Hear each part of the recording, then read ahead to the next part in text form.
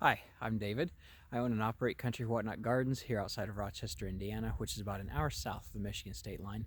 I grow 25 different species and varieties of bamboo. Behind me is Phyllostachys parvifolia. It is one of two timber bamboos that we can grow here in this climate this far north. The other one being Phyllostachys atravaginata, which I covered in a previous video. Phyllostachys parvifolia here has not been quite as fast growing as atravaginata. This grove has been here for about 9 years, and it's only about 15 foot by 15 foot, which is kind of slow, to be honest, for our Phyllostachys. It's about 10, 11 foot tall. It's not overly big. It did have a couple culms that did not top kill last winter, and that helped it out a little bit. Right over here, we can see one of those culms. Again, you can see the twig damage on it, but it did leaf back out after being wind burnt. And then it produced most of this green growth last spring following last winter's damage. Now, if we come over to the opposite side of the grove over here, I'll show you some rhizomes and you can see how it grows. The rhizomes kind of undulate across the surface of the soil. Very shallow rooting. I don't know if you can see them well. Right down there. Hopefully I'm getting them in frame because I can't see down there. Oh yes, there they are. Okay, now that's the part that actually spreads.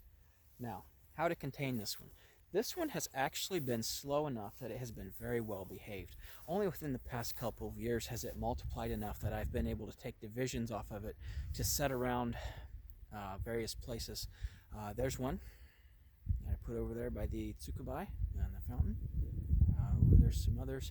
The goal is to get it growing all along this zigzag pathway that is the tsuro, or the approach out to the shute, or the main garden out there.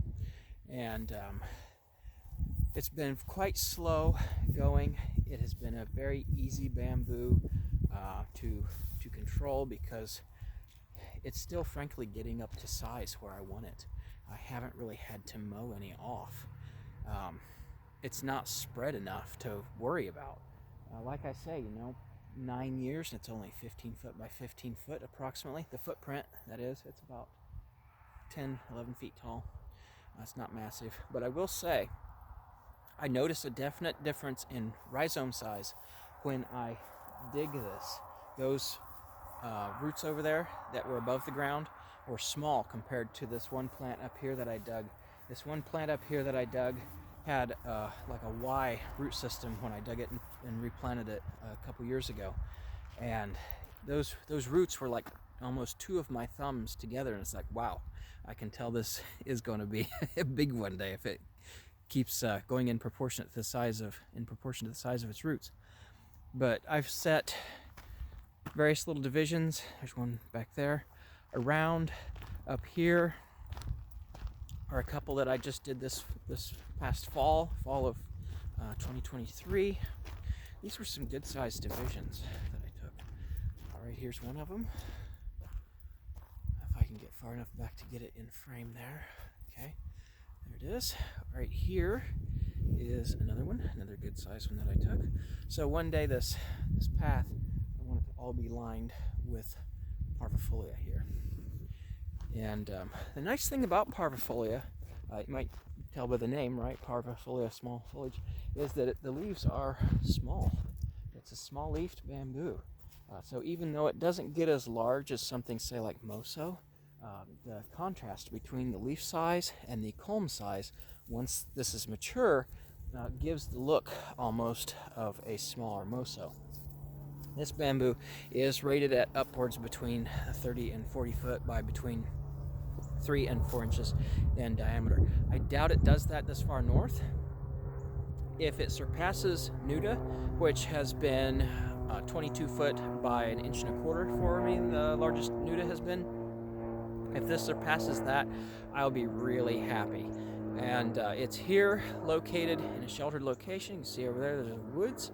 In the winter, most of our prevailing winds, especially in the winter, come from the west and southwest. And this woods is west, and then the windbreak back there is south and southwest of parvifolia here. So hopefully that will help give it a better chance. Windbreak for bamboo means a lot because the wind is what more so desiccates it, freeze dries it out in the winter, and then it top kills. So if you can keep the wind off of it, that goes a long way, more so than protecting it from cold temperatures. And there's also an hour duration factor in that wind with the cold temperatures, because even if a bamboo is rated to sub-zero temperatures and you've got 40 mile an hour with that of wind, it's not going to take that long. I mean, we're talking hours before it freeze dries and desiccates, especially if you don't get a recovery day after that. If you don't get some days above freezing where it can take up more moisture from the soil again, it's gonna further desiccate and top kill for sure. Even if it does top kill, it will reshoot and do all this within 6 weeks in May or so, and the following spring. So it's not going to be top killed for long, and you get this beautiful greenery. Like I say, right now we're in January. You get this beautiful greenery even into January. So to be bare for potentially, maybe, may or may not, for a few months, late winter, is a small price to pay for having otherwise very dense evergreen coverage that isn't going to be susceptible to things like pine trees. We planted pine trees over 20 years ago as a windbreak, and they've since started to succumb to Dothostroma and things, which is a fungus that gets in the needle and blocks off the pathway. And there's not a whole lot you can do for Dothostroma unless you can hit it when the spores are being produced, and I mean within hours of the spores being produced. You don't have a large time window, and hit it with something like a Bordeaux solution or something like that. Bamboo, you don't have to worry about that. It's got no major diseases or pests. They can have a mite now and then or something, but it's not something I've had a problem with here in our climate. I don't know if there are bamboo mites in the U.S. There might be somebody more knowledgeable on the pest side of this than I have, because I've just not encountered them. If you've ever seen bamboo mites in the U.S., drop me a comment down there. I'm curious to know. But it's not something I've had an issue with. Could be climate, could be luck. I don't know. But bamboo, by and large, is not threatened with pests and diseases. It's pretty trouble-free. And again, this one is one that, as slow as it has been, you could easily control it with mowing, because it being a younger grove, its rhizomes have produced growth much less further out from the edge of the grove outward under the lawn than the tallest culm is high. It's 10, 11 foot tall, and I have not seen it produce shoots 10 to 11 feet out. It hasn't done that yet. Maybe it will when it's older, maybe it will when it's more mature, but so far it hasn't. The furthest out I've had shoots is maybe 5 feet. It's been a very well-behaved member of the Phyllostachys genus. It's nothing like rubber marginata where you get that fast spreading. Bamboos like Phyllostachys basedii, Phyllostachys nuda, they stay within that rule of thumb where the rhizome ratio from the edge of the grove outward, where it produces shoots, the shoot zone, right, in the spring, is equal to the tallest culm in the grove. This one has been less. The rhizomes have not been as far out in the lawn as the tallest culm is high. And that's, again, counting from the edge of the grove outward, not from where you originally placed the plant. It's from the furthest point of green growth out at the edge of the grove out into the lawn as where your shoot zone is going to be, where you're going to want to maintain that grove to size, mow those off the lawnmower every spring to keep growth from photosynthesizing on those rhizomes that are under there, to further feed those rhizomes to sustain growth further out. So this fear, especially with a lot of these species, of bamboo suddenly jumping from here to all the way over there, is very unfounded. It's not going to happen without green growth on those rhizomes to sustain it. It doesn't grow that way. It needs photosynthesis on those rhizomes to sustain them further out from the edge of the grove, then the tallest culm is high. That is it's equal. It's directly proportionate. Your tallest culm to your longest rhizome from the edge of the grove. It's equal in almost every case. Again, Phyllostachys rubra marginata being the exception. It does like to leap, but it's still not going to go, almost double itself, triple, whatever.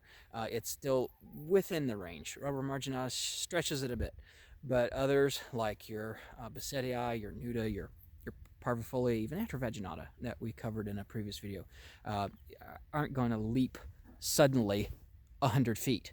There's green growth somewhere. If that happened, you're not keeping it mowed. You've got to keep it mowed around to keep it from doing that, or put in an in-ground barrier. You could do an HDPE, high-density polyethylene barrier underground for those to contain those roots as well. If you do that, I would suggest at least a minimum of a 300 square foot bed, whether that's like a 10 by 30 or whatever configuration you can come up with, because bamboo needs large bamboo needs a large root area to reach its maximum potential, whatever that potential is in your climate, whatever that is, whatever it's going to grow to. It needs a large footprint to reach that. And if you don't have a large footprint for it, it's never going to reach its full potential in your climate zone. So parvifolia, is it as cold hardy as Nuda or Bessetii? Maybe. It'd be close.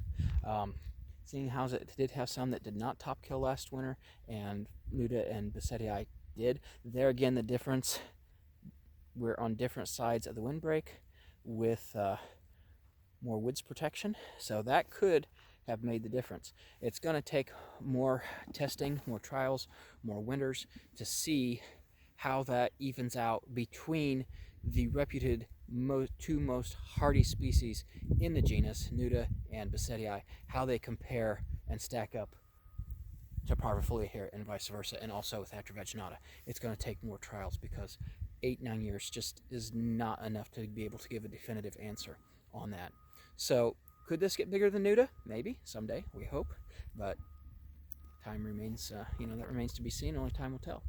But anyway, I hope you had fun visiting here with Phyllostachys parvifolia, and thank you for stopping by. I appreciate it. Until next time, have a great day. Bye.